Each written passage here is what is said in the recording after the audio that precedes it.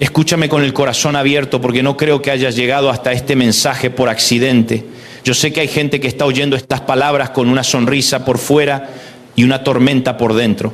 Yo sé que hay personas que aman a Dios, que sirven, que oran, que van a la iglesia, que levantan las manos, que hasta animan a otros, pero cuando llegan a casa se les cae el alma al piso. Porque una cosa es sonreír en público y otra muy distinta es atravesar el silencio de un comedor donde ya nadie conversa, dormir en una habitación donde hace meses que no hay ternura, mirar a un hijo a los ojos y sentir que está cada vez más lejos, sentarse en la mesa con la familia y notar que están todos presentes pero nadie está realmente cerca. Y hoy vengo a hablarle a esa casa, no a la casa perfecta, no al hogar de postal, no a la familia que sube fotos sonriendo y parece que nunca tuvo una crisis. Vengo a hablarle a la casa cansada, a la casa herida, a la casa donde hubo promesas, pero también hubo gritos, a la casa donde se dijo te amo, pero también se dijeron cosas que todavía duelen, a la casa donde alguna vez hubo altar, pero después entró la prisa, la rutina, el orgullo, la frialdad, la distancia. Y sin darte cuenta, un hogar que nació para ser refugio terminó siendo un campo de batalla. Pero escúchame bien esto, porque una familia herida no es una familia terminada. Una casa en conflicto no es una casa sin futuro. Un hijo lejos no es un hijo perdido para siempre. Un matrimonio lastimado no es automáticamente un matrimonio condenado. Y que hoy tu hogar esté atravesando una noche no significa que Dios haya firmado su defunción espiritual. Al contrario, hay noches en las que el cielo parece más silencioso, pero es precisamente ahí donde Dios empieza a moverse con una profundidad que no se ve a simple vista. La Biblia no es un libro que nos miente con familias perfectas. Eso me encanta de las Escrituras. La Biblia no maquilla la condición humana, no nos muestra linajes impecables. Nos muestra a Noé y su casa después del diluvio, a Abraham y Sara con sus tensiones, a Isaac y Rebeca con favoritismos, a Jacob con una historia familiar quebrada, a David con dolores domésticos profundos, a hijos pródigos, hermanos enfrentados, esposos inseguros, padres que cometieron errores. Es decir, la Biblia no nos habla desde la fantasía, nos habla desde la realidad. Y en medio de esa realidad imperfecta, Dios sigue obrando. Eso tiene que darte esperanza. Porque si Dios solo trabajara con familias impecables, ninguno de nosotros tendría oportunidad. Pero como Dios trabaja con ruinas, entonces todavía hay esperanza para tu casa. Yo quiero que hoy recibas esta palabra como un anuncio del cielo. Dios trae renovación a tu familia en este día. Tal vez no de la manera espectacular que tu carne quisiera. Tal vez no con fuegos artificiales. Tal vez no con una resolución instantánea de todo, pero sí con un comienzo. Y a veces un comienzo verdadero vale más que 1000 emociones pasajeras, porque Dios no siempre empieza renovando la casa desde afuera. A veces empieza renovando un corazón. A veces toca al padre antes que a los hijos. A veces quebranta a la madre antes que al esposo. A veces restaura al que estaba más duro. A veces trae convicción al que juraba que no necesitaba cambiar. A veces la renovación entra por la puerta de aquel que menos lo esperaba. Mira lo que dice Josué 24:15. Yo y mi casa serviremos al Señor. Eso no fue una frase decorativa para colgar en una pared bonita. Eso fue una declaración de gobierno espiritual. Fue una decisión de pacto. Fue un hombre diciendo, en medio de una generación que vacila, en medio de un pueblo que duda, en medio de opciones, mezclas y dioses ajenos, mi casa tendrá dirección. Y yo vengo a decirte hoy que tu familia necesita más que buenas intenciones. Necesita dirección espiritual. Necesita que alguien se ponga de pie y diga, no sé cómo lo va a hacer Dios, no sé cuánto demorará, no sé cuántas lágrimas habrá en el proceso, pero esta casa le pertenece al Señor. Porque el gran problema de muchos hogares no es solo la falta de amor, es la falta de altar. No es solo la falta de dinero, es la falta de presencia de Dios. No es solo la ausencia de comunicación, es la ausencia de una vida rendida al Espíritu Santo.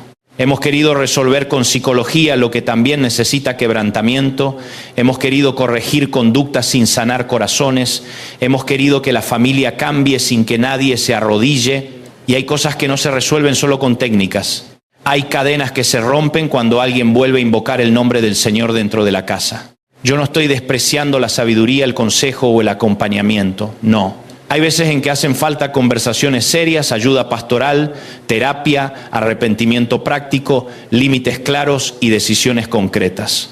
Pero te digo algo con toda mi alma. Si Dios no entra al centro del hogar, todo ajuste termina siendo superficial. Porque el problema más profundo del ser humano no es conductual, es espiritual. Por eso la renovación familiar no comienza con a ver cómo nos llevamos mejor. Comienza con, Señor, ven a gobernar aquí. El Salmo 127 dice, si Jehová no edificare la casa, en vano trabajan los que la edifican. Qué versículo brutal. Porque no dice que no trabajan, dice que trabajan en vano. O sea, hacen esfuerzo, pero el esfuerzo no alcanza. Hablan, pero no se entienden. Intentan, pero vuelven a caer en lo mismo. Luchan, pero no avanzan. ¿Por qué? Porque se puede tener estructuras sin presencia, disciplina sin ternura, techo sin hogar, normas sin amor, religión sin Cristo. Y cuando Jehová no edifica, el esfuerzo humano se vuelve agotador. Pero cuando Dios empieza a edificar, aún lo débil se vuelve estable, aún lo roto empieza a alinearse, aún lo que parecía seco empieza a reverdecer. Tal vez tú me dices, pero en mi casa no hay ambiente espiritual. Yo soy el único que ora. Yo soy la única que busca a Dios. Mi esposo no quiere saber nada. Mi esposa está fría, mis hijos están lejos, mi familia está dividida. Está bien, respira. No eres el primero ni serás el último que le cree a Dios en medio de una casa mezclada, cansada o espiritualmente distante. Recuerda Hechos 16. El carcelero de Filipos oyó el mensaje en medio de una noche de crisis. Pablo y Silas le anunciaron a Cristo y luego la palabra fue hablada a toda su casa. Ahí hay algo poderoso. La fe no se hereda automáticamente como si fuera contagio mecánico, pero sí hay momentos en que Dios visita un hogar entero y empieza a tocar persona por persona cuando Cristo entra en el centro de la escena. Hechos 16. 31 no debe usarse como una fórmula automática, pero sí nos recuerda que Dios sabe irrumpir en la historia de una familia entera cuando el Evangelio entra a la casa. A veces nosotros queremos una promesa mágica. Queremos algo instantáneo, queremos decir una frase, declarar algo y que mañana todos estén convertidos, restaurados, sonrientes, abrazados y cantando juntos. Pero el reino de Dios no se mueve por fórmulas mágicas, se mueve por verdad, arrepentimiento, fe, perseverancia y gracia. Lo que sí puedes hacer es abrirle la puerta al Señor. Lo que sí puedes hacer es dejar de hablar muerte sobre tu casa. Lo que sí puedes hacer es dejar de decretar derrota.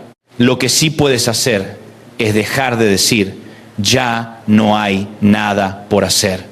Porque cuando tú dices eso, estás sentenciando con tu boca lo que Dios todavía no ha terminado.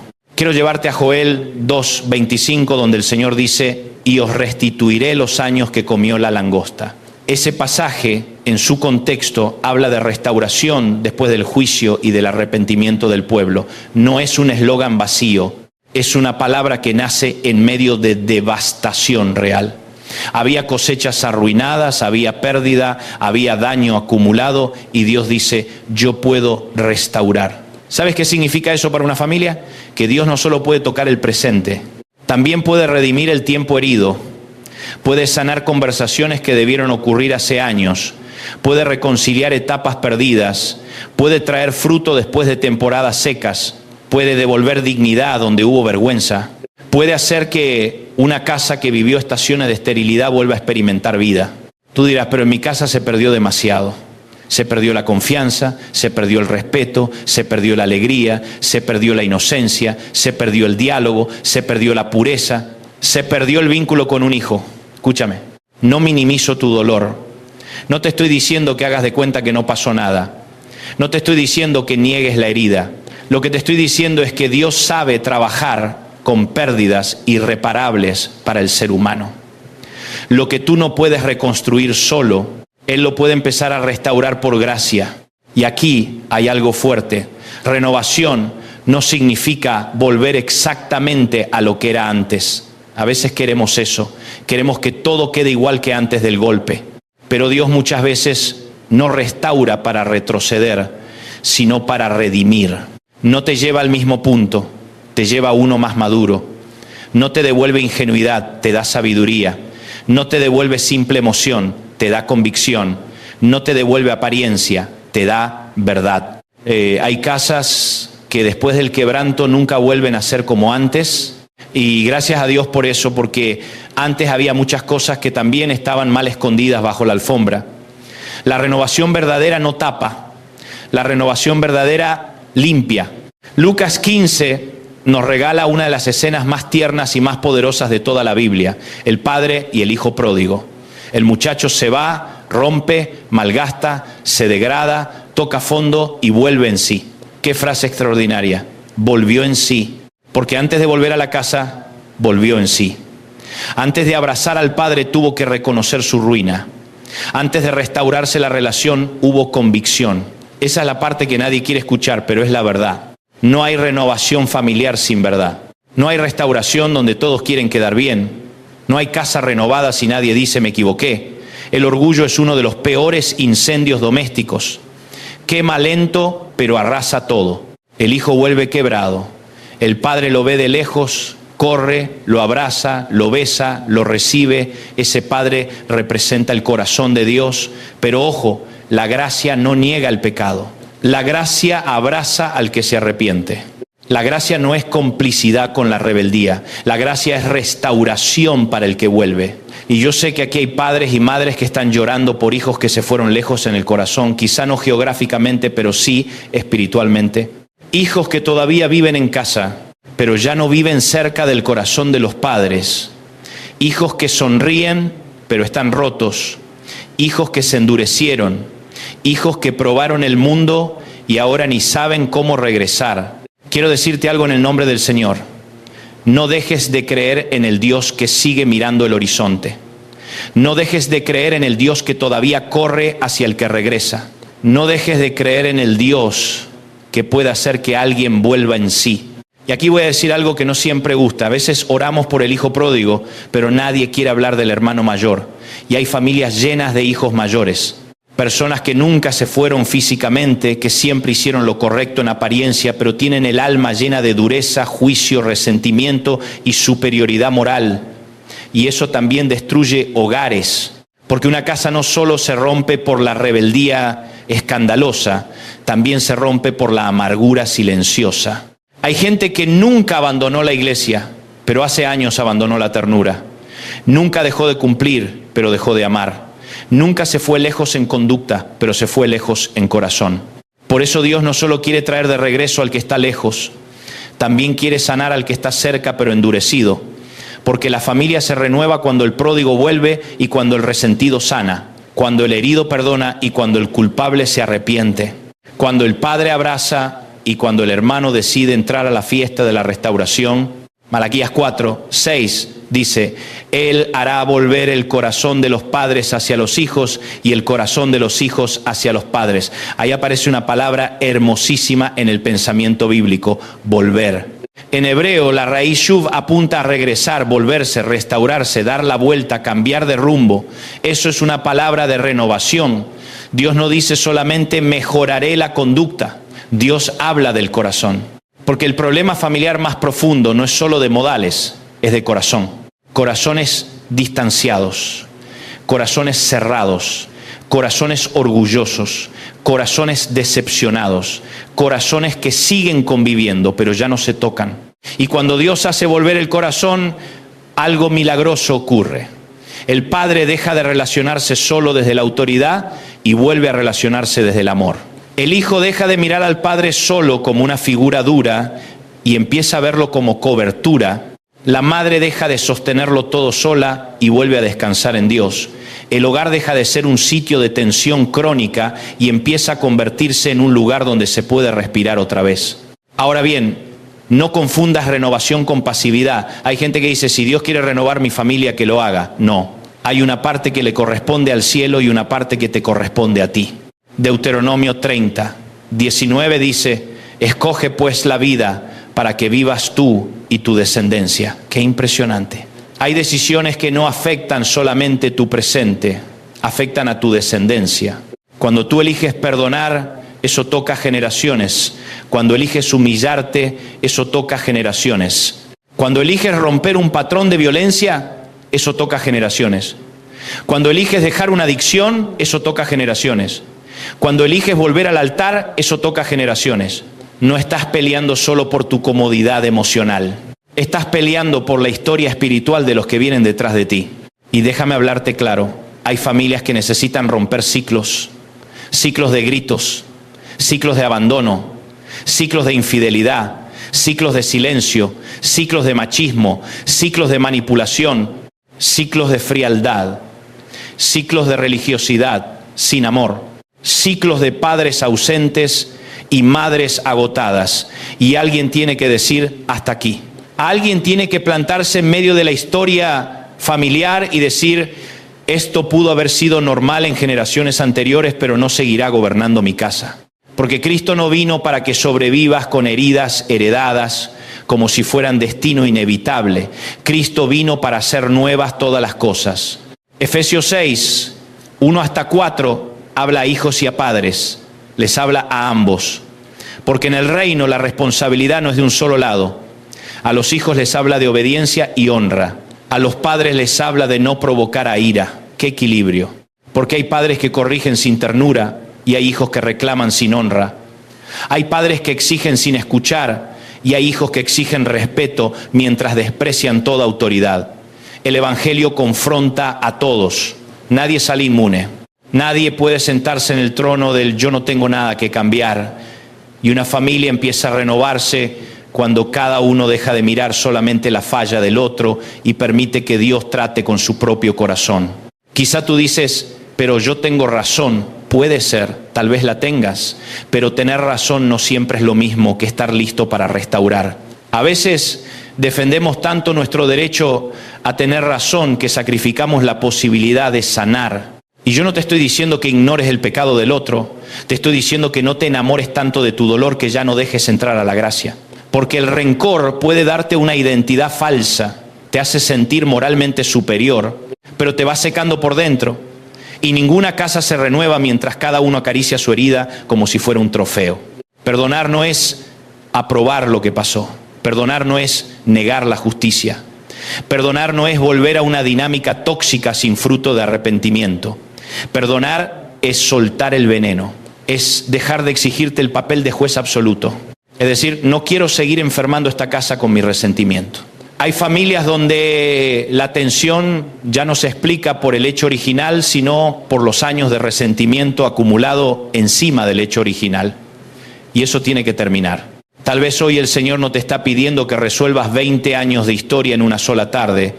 Tal vez te está pidiendo el primer paso, una oración sincera, una llamada, una conversación humilde, un perdón genuino, una confesión clara, un límite santo, una decisión concreta. A veces queremos una restauración épica y Dios empieza con un acto sencillo de obediencia. Quiero decirte algo a ti, Padre. Tu casa necesita tu presencia, no solo tu provisión. Necesita tu voz de bendición, no solo tus órdenes. Necesita tu abrazo, no solo tu exigencia. Tus hijos no fueron diseñados para crecer preguntándose si te importa lo que sienten. Y quiero hablarte a ti, madre. No estás sola. Dios ve tu cansancio, tus rodillas gastadas, tus noches sin dormir, tu llanto escondido. Dios sabe lo que has sostenido. Pero tu casa no será renovada solo porque te sacrifiques más. Será renovada cuando Cristo ocupe el lugar central y tú dejes de cargar lo que solo el Espíritu Santo puede hacer. Y quiero hablarle también a los hijos. Honrar no significa negar que tus padres se equivocaron. Significa no dejar que la deshonra gobierne tu corazón. Tal vez creciste con heridas reales. Tal vez te faltaron palabras, presencia, justicia o seguridad. Pero no conviertas ese dolor en una identidad permanente. Lo que te faltó puede ser sanado en Cristo. Y Dios puede hacer algo tan glorioso que tú no repitas la historia que te hirió. Yo siento que hay hogares escuchando esto que se identifican con Ezequiel 37, un valle de huesos secos, cosas que estuvieron vivas y hoy parecen secas, conversaciones secas, afecto seco, fe seca, respeto seco, oración seca, esperanza seca. Y Dios le pregunta al profeta, ¿vivirán estos huesos? Esa pregunta sigue viva hoy. ¿Puede vivir ese matrimonio? ¿Puede vivir esa relación entre padre e hijo? ¿Puede vivir esa casa donde todos están agotados? ¿Puede vivir esa familia que viene arrastrando daño generacional? Humanamente uno diría, no sé. Pero el profeta respondió sabiamente, Señor, tú lo sabes. Y yo vengo a decirte, sí, Dios lo sabe. Él sabe cómo hacerlo, sabe dónde tocar, sabe a quién quebrantar primero, sabe qué conversación destrabar, sabe qué orgullo derribar, sabe qué mentira del enemigo desactivar, sabe cómo soplar vida donde todo parecía terminado. Pero fíjate que luego Dios le dice al profeta, profetiza, o sea, habla vida donde ves muerte. Y tal vez lo que tu casa necesita es que dejes de profetizar desgracia, deja de decir mi hijo no cambia más. Deja de decir mi matrimonio está muerto. Deja de decir en mi familia todos terminamos mal. Deja de decir somos así. No, habla conforme al corazón de Dios. Declara, Señor, todavía no veo el milagro completo, pero tú puedes hacerlo. Salmo 127 también dice que los hijos son herencia del Señor. Herencia, regalo, confianza divina. No propiedad para manipular, no trofeos para presumir, no estorbos para tolerar. Herencia del Señor. Eso cambia la perspectiva. Tus hijos no son una carga accidental, son una asignación sagrada. Y si el enemigo logró instalar caos en tu casa, no es casualidad, porque él sabe que cuando una familia sana se convierte en testimonio. Cuando un matrimonio se restaura, predica. Cuando un padre abraza a su hijo después de años, predica. Cuando una madre deja de reaccionar desde el dolor y empieza a responder desde el espíritu, predica. Cuando una casa vuelve al altar, predica. El infierno odia los hogares renovados porque se vuelven vitrinas de la gracia de Dios. Y quizá hoy tú no puedes cambiar a toda tu familia de golpe. Está bien, pero puedes empezar por tu habitación. Puedes empezar por tu actitud. Puedes empezar por apagar el ruido y volver a orar. Puedes empezar por consagrar tu boca. Puedes empezar por pedir perdón sin excusas. Puedes empezar por bendecir el nombre de tus hijos delante de Dios. Puedes empezar por dejar de humillar a tu cónyuge con sarcasmo. Puedes empezar por volver a leer la palabra en casa. Puedes empezar por sentarte y escuchar, de verdad escuchar. Puedes empezar por quitar del ambiente lo que está contaminando la atmósfera espiritual del hogar. Puedes empezar hoy. No subestimes los pequeños altares. No subestimes una oración hecha con lágrimas. No subestimes una decisión humilde. No subestimes un abrazo que rompe años de frialdad. No subestimes una conversación honesta. No subestimes el poder del Espíritu Santo en medio de una cocina, un comedor o una sala donde alguien decida invocar el nombre de Jesús. Dios no necesita una catedral para visitar una familia. Le basta un corazón abierto. Y yo quiero declarar algo sobre tu casa. Donde hubo frialdad, Dios puede traer ternura. Donde hubo grito, Dios puede traer paz. Donde hubo mentira, Dios puede traer verdad. Donde hubo distancia, Dios puede traer acercamiento. Donde hubo vergüenza, Dios puede traer dignidad. Donde hubo sequía, Dios puede traer fruto. Donde hubo culpa, Dios puede traer perdón. Donde hubo orgullo, Dios puede traer humildad. Donde hubo generaciones repitiendo lo mismo, Dios puede abrir una historia nueva. No me importa si llevas 2 meses, 2 años o 20 años viendo deterioro. No me importa si ya te decepcionaste muchas veces. No me importa si dices, ya oré demasiado y no vi nada. Sigue creyendo, no desde la ingenuidad, desde la fe. Porque la fe no niega la realidad, la confronta con la verdad de Dios. Y la verdad de Dios es esta: Él sigue restaurando hogares, Él sigue haciendo volver corazones, Él sigue levantando altares donde solo había cenizas, Él sigue trayendo vida a lugares secos, Él sigue siendo especialista en lo que parecía irreversible. Así que hoy, en vez de preguntarte cuánto queda por destruirse, empieza a preguntarte qué está comenzando a reconstruir Dios. En vez de decir ya fue, di Señor, empieza conmigo. En vez de señalar al otro, ponte delante del cielo. En vez de esperar que todos cambien para recién tú cambiar, ríndete primero. Porque muchas veces la renovación familiar empieza cuando uno solo se humilla de verdad. Y yo siento decirte esto: no abandones tu casa emocionalmente antes de tiempo. No entierres a tu familia mientras todavía Dios está respirando sobre ella. No firmes el acta de defunción de tu hogar cuando el Espíritu Santo todavía puede soplar vida. Habrá casos en que se necesiten decisiones serias, separaciones prudentes de situaciones de abuso o protección inmediata. La fe no niega la sabiduría ni la seguridad, pero aún en esos procesos, Dios sigue pudiendo renovar, sanar, ordenar y redimir. La restauración siempre debe caminar con verdad, justicia y fruto digno de arrepentimiento. La gracia no encubre el mal, lo confronta y abre camino para la sanidad. Yo quiero que donde estés tomes esta palabra para ti, no como emoción de un momento, como una decisión de pacto. Di en tu espíritu: Señor, mi casa te pertenece. Renueva lo que se secó, sana lo que se quebró, humilla lo que se endureció, levanta lo que cayó. Trae de vuelta el corazón de los padres hacia los hijos y de los hijos hacia los padres. Restituye los años heridos. Edifica tú esta casa. Y si alguien tiene que empezar, empieza conmigo. Déjame terminar orando contigo. Padre amado, en el nombre de Jesús te entrego cada hogar que está escuchando esta palabra. Tú conoces los silencios, los gritos, las heridas, las decepciones, las ausencias, las culpas y las lágrimas escondidas. Te pido que hoy soples vida sobre cada familia, que rompas ciclos destructivos, que restaures el corazón de los padres hacia los hijos y de los hijos hacia los padres.